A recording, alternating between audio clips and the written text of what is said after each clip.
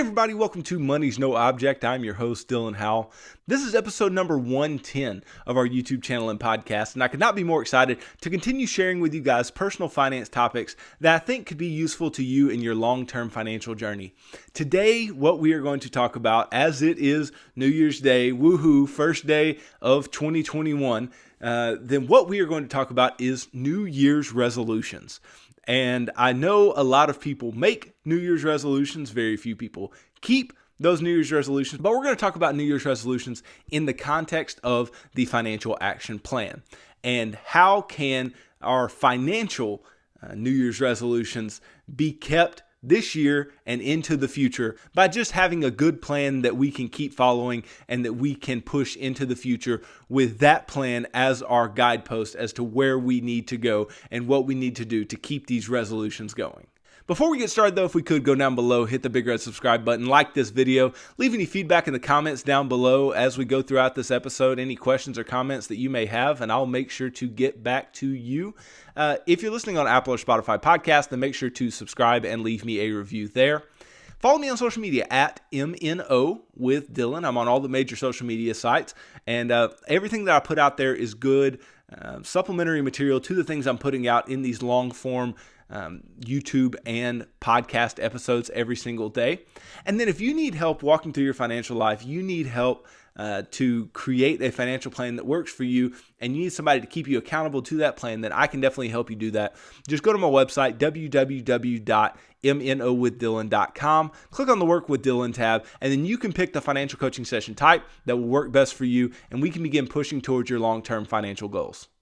Well, guys, 2021 is here. 2020 is behind us, and I know a lot of you are thanking the Lord above that 2020 is behind us. 2020 was a rough year for a lot of people. It was a rough year for us collectively, for a country collectively, for a world collectively, because the coronavirus pandemic took no prisoners. It absolutely did a number on the world as a whole. And in a lot of places it continues to do so, but the issues are not as bad as they were at one time, given that we do have vaccines, we do have a lot of things that are changing, and hopefully a lot of things that are going to continue to get better over time. So starting 2021, obviously, what do people do every single year? They make New Year's resolutions. They decide that, hey, I'm going to do this new year. I'm going to change this about myself this new year. I'm going to do something new, something different. I'm going to change a habit, things like that. Or I'm going to create a new habit. And the problem is a lot of people don't put an actionable plan behind their New Year's resolutions. They don't do anything to make you think that they're going to keep this New Year's resolution into the future. They just simply say, oh, I want to do X, Y, Z. And then a month later, you see them and they still haven't began trying to do X, Y, Z.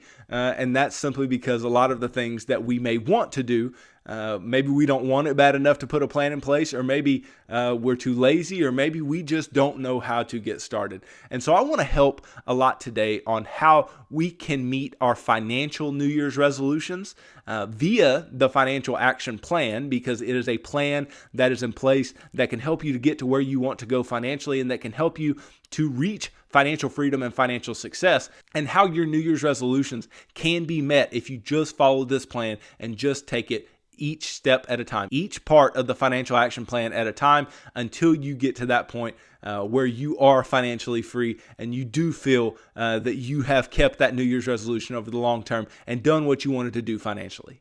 Before getting into that though, I do want to just go down a quick list, real quick, a fun list of the most common New Year's resolutions. And not many of these are going to surprise you what these New Year's resolutions are, but how many times, I want you to be thinking of this, how many times have you heard somebody make this New Year's resolution and yet not keep it, and yet not do the thing that they said that they were going to do? And so here they are. Number one, exercise more. Well, there's one of the most common. We hear that every year. That's why gyms are packed come January 1st. Come today, I'm sure gyms are just as packed as they can possibly be. So exercise more. Number 2 is lose weight. So that's right along the lines with exercising more. But that obviously means eating right as well. And we've heard a lot of people say they were going to do that and didn't do that as well.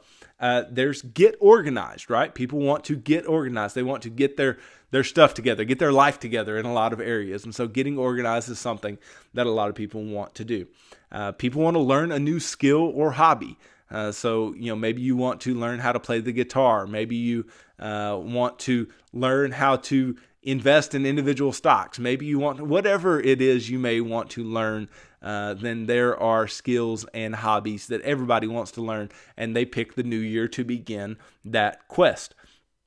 Then a lot of people say, I want to live life to the fullest. I want to, go on all these adventures. I want to travel. I want to do all of these things. And that also a good New Year's resolution.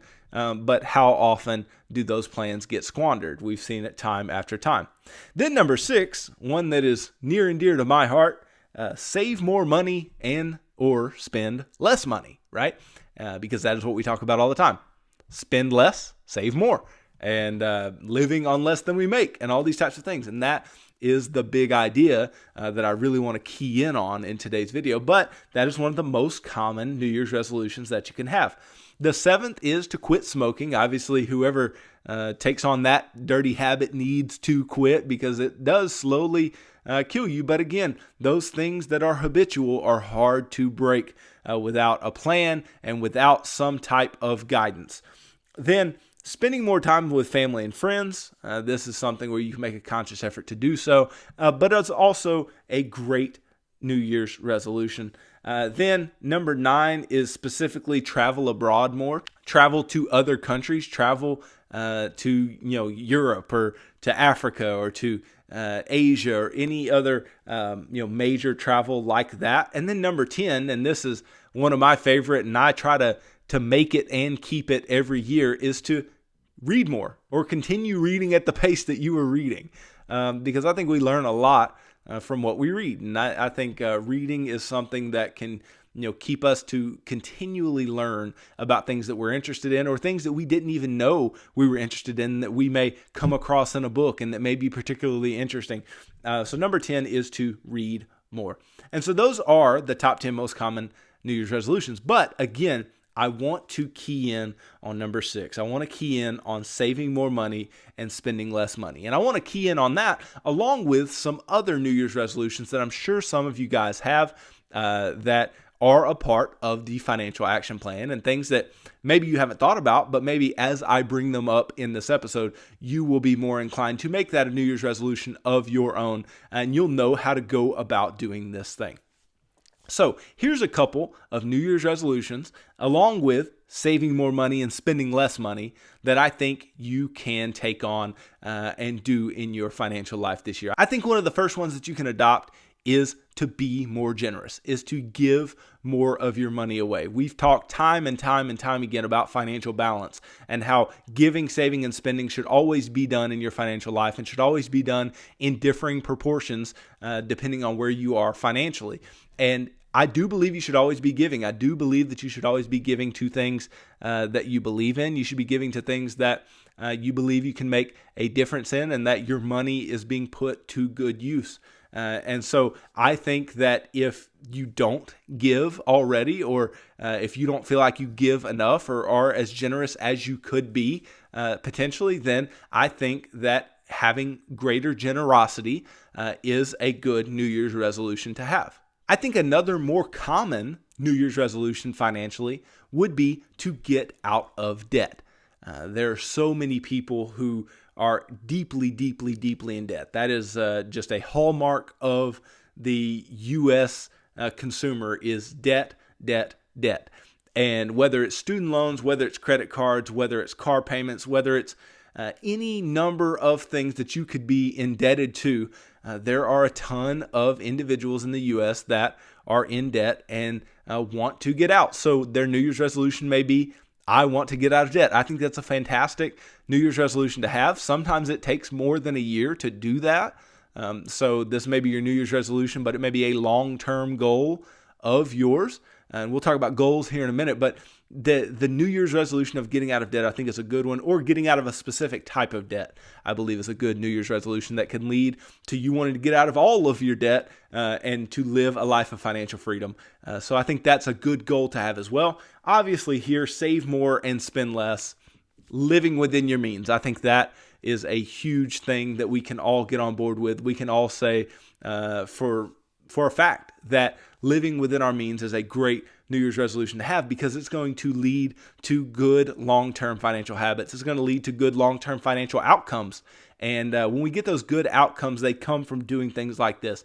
I've told you many, many times that the simplest idea of personal finance, the simplest point that I can make, is to live within your means, to live on less than you make, to save more and spend less is exactly what I'm talking about. And so I think if you can adopt that mentality, then I think you can do very, very well. And that would be a good New Year's resolution for you to have. I also think that along with saving, right, there is also this idea of investing, right?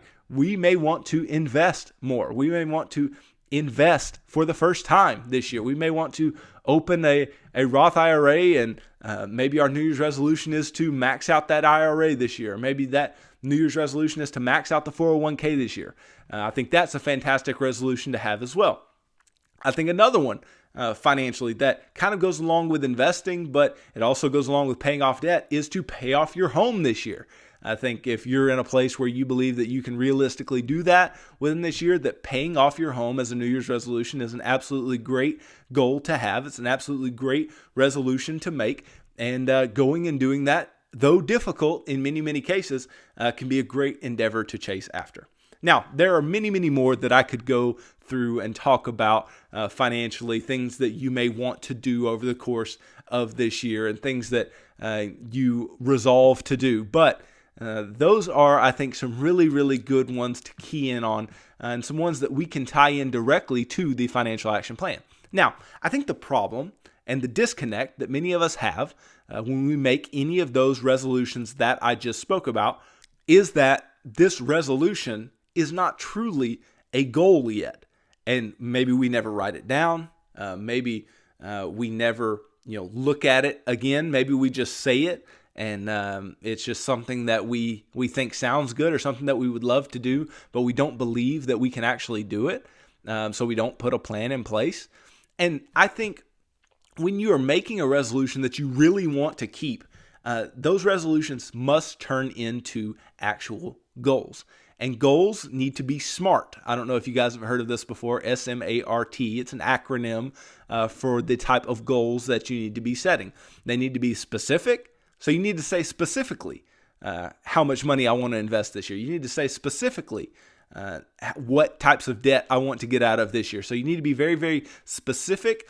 It needs to be measurable. And so obviously things that are financial should be measurable, especially like paying off your house. That will be obviously measurable because you will have the house paid off. Or if you're saying, I want to pay off debt this year, well, how much debt do you want to pay off? That way you can measure how much debt you actually pay off throughout the year. So they need to be specific, measurable. They need to be attainable. So like I said, with paying off your home, if you are in a place that is likely to occur, if it's in a place that you could actually reach for that, then I think that is something that you should attempt to do. But otherwise, if it's not attainable, it shouldn't be something that you are trying to go out and do.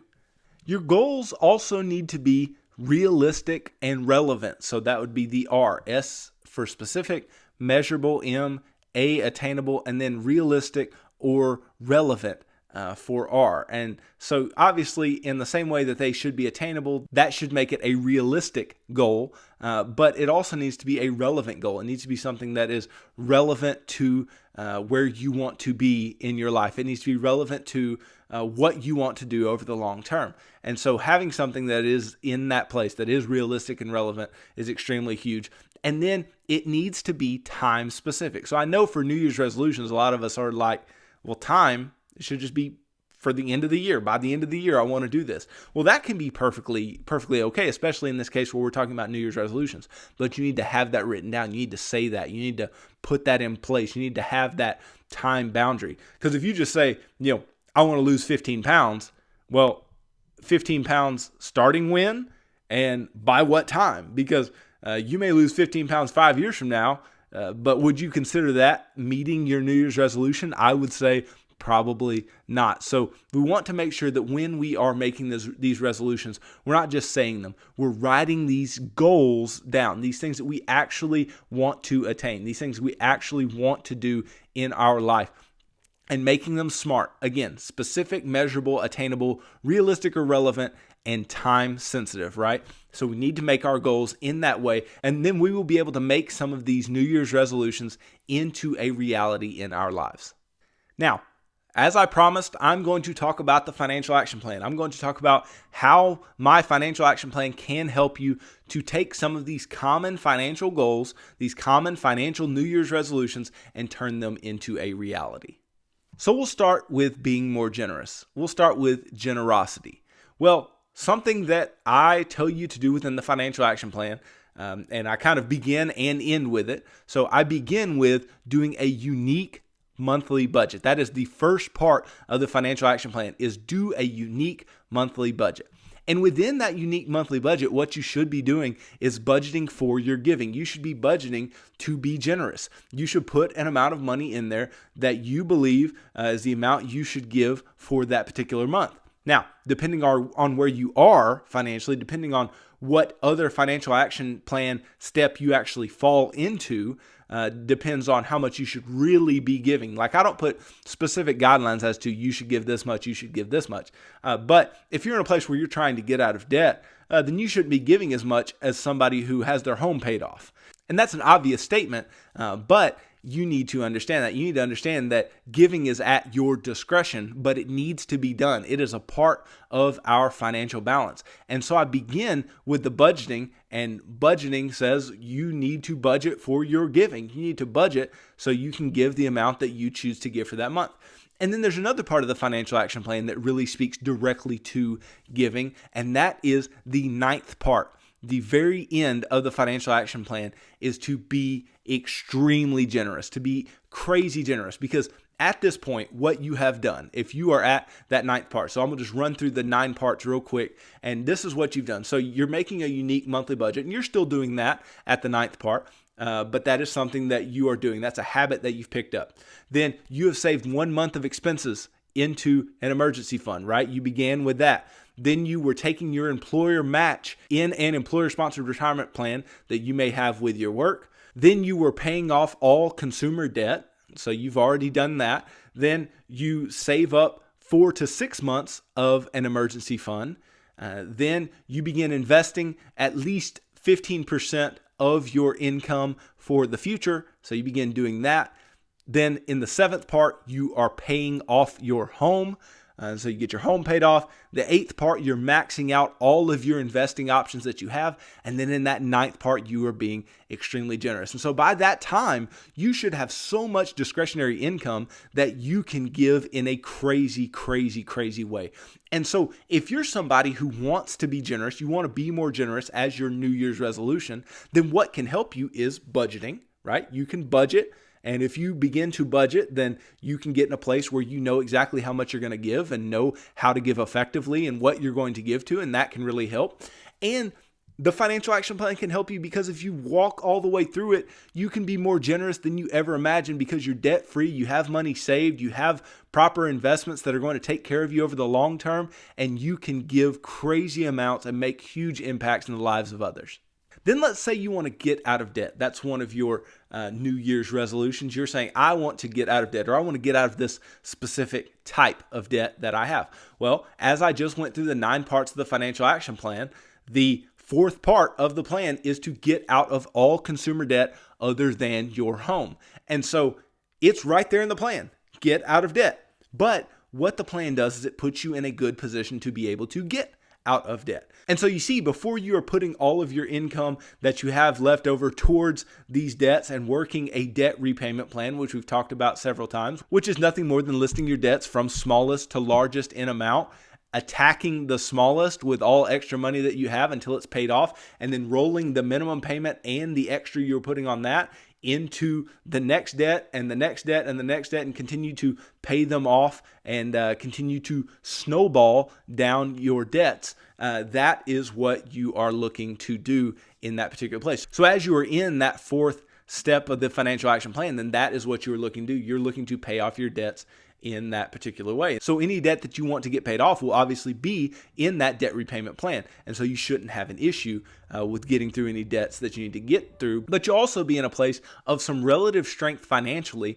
because you will have done a few things that will put a little bit of a foundation below you before you can go ahead and start paying all your debts off. Like you're budgeting so you know where your money's going. Like you have a month's worth of expenses to where, if an emergency hits, you can pay for a small emergency if it were to occur. You're investing a bit into your employer-sponsored retirement plan. You have some money working for you. You're, working that muscle a bit of saving and investing. And so you have that little bit of foundation set, that those little foundational things that we want to do, and then you begin attacking your debts. And then you get all those debts paid off, and then maybe your goal is to pay off your house. Maybe that's the debt that you want to pay off. Well, we do that once we have done all of those things, paid off those consumer debts, then got to the point where we save 4 to 6 months of expenses into an emergency fund. We begin saving 15% at least of our income for our future, whether that be investing for ourselves in our retirement or things like that, or whether it be saving for our kids' college, or any number of things that we are going to invest for the future. And I've talked about that at length previously as well.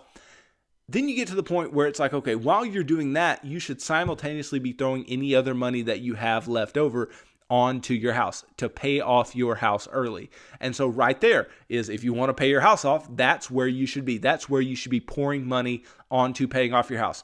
So if you want to pay off your house and yet you're not in a place where you have paid off your consumer debts, you're not in a place where you have an emergency fund, things like that, the financial action plan gets you to that place of strength, that place of good financial strength where you're doing all of the right things. You have no debt, you have money saved, you are investing for the future, and now you can get down to the business of paying off what is likely your biggest expense, which is your home. And so that is there, but let's say that your goal was to save more and spend less. Well, of course, the financial action plan runs you through that as well. As far as spending less goes, that is going to fall directly into financial action plan part 1, where you'll be able to budget and see where you're spending money. And when you budget, how much money you make, what you're spending on things, and so you can spend less. You can budget less in certain categories that you don't believe you need to spend as much on. And then as far as saving more, obviously we're saving a month's of expenses in part 2 of the plan. We're saving up 4 to 6 months of expenses in part 5 of the plan.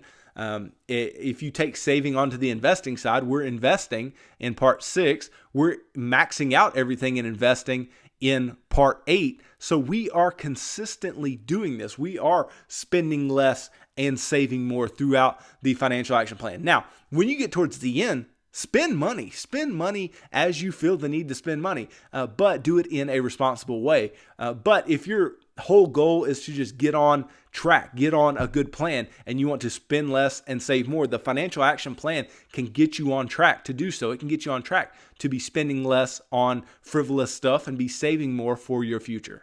Look, I'm not saying that the financial action plan is the only way to do things. I'm not saying that it's the only way to financial freedom. I'm not saying it's the only way for you to meet your New Year's resolution. But what I am saying is that by following the financial action plan, you can meet these very common financial New Year's resolutions. You can get these things done. You can actually say, when 2022 comes around, hey, I did what I said I was going to do in 2021. I can do it. I have the confidence now that I can do other big things financially. I can continue to move forward in my financial life. I can do things in other parts of my life that I didn't think I could do because I have the ability. I can follow a plan. And that is what you need. You need a plan.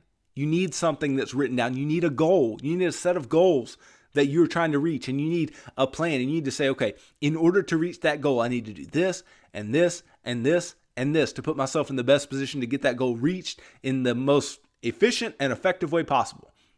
And when I went about creating the financial action plan, what I was doing is saying, how can we get to financial freedom? How can we get to financial success? How can we get to a point where we have money in the bank, we have money invested, we're out of debt, we're able to be extremely generous? How can we get there as efficiently and effectively as possible? And the 9 parts are what I came up with. And so if you don't agree, then that's perfectly okay. But I promise you that if you take these parts and you just walk right down the line and do the plan, work the plan. I worked the plan. I didn't create the plan out of thin air. I created the plan out of, what do I do? What works? What is actually working for me? What is the correct way to walk down this line of financial success? And the financial action plan tells you exactly how to walk down that line. So do not delay if these are some of your New Year's resolutions. If your New Year's resolutions are financial in nature, check out the financial action plan. I have several videos. I have a whole playlist on YouTube of the financial action plan videos. You guys should definitely check those out. You guys should really just consume that content, learn as much as you can about how to walk through these steps. And then once you're able to begin, then you can always come back to those episodes and listen and watch and keep the motivation that you need to continue on, to continue pushing forward. And believe you me, I will continue talking about these things. And these are not typically things that can be done very quickly. You can't get to a point of financial freedom quickly. It is a long-term game. So I'm going to be here to continue to motivate you. I'm going to be here to continue making content that I think is useful to you and that is always going to relate to some part of the financial action plan, and that is always going to help you walk through your financial life with the most grace and with the most tenacity and effectiveness that you possibly can. So I hope that you take heed this advice. I hope you make some New Year's resolutions that end up changing your life. I hope your New Year's resolutions end up doing something special for you. And if they're not financial, then I hope you can still take some of the advice I gave today and make goals and have a plan for anything that you want to do in your life to make you a better you and to make 2021 a much better year than 2020. So thanks for watching this video. If you could go down below, hit the big red subscribe button, like this video, leave any feedback in the comments down below if you haven't done so already. Any questions or comments that you may have, I will be sure to address them individually. If you're listening on Apple or Spotify podcast, then be sure to subscribe and leave me a review on either one of those platforms. Follow me on social media at MNO with Dylan, and that's really good supplementary material to all the things that I'm putting out in these long form episodes every single day on YouTube and on the podcast platforms. And if you need somebody to help you walk through your financial life, to create a plan and to keep you accountable to that plan over the long term, then I can help you do that. Just go to my website, www.mnowithdylan.com. Click on the Work with Dylan tab, and you can choose the financial coaching session type that would work best for you, and we can begin pushing towards your long-term financial goals together. So tune in Monday as I begin talking about some books that I believe you can pick up this year. Because like I said, one of the most common New Year's resolutions is to read more. Well, next week I'm going to go through 5 different books, what they're about and how I believe they can help you. Books that you should pick up and books that can help you stay on track with the New Year's resolutions that we talked about today. So thanks for tuning into this episode of Money's No Object. I'm your host, Dylan Howell. God bless.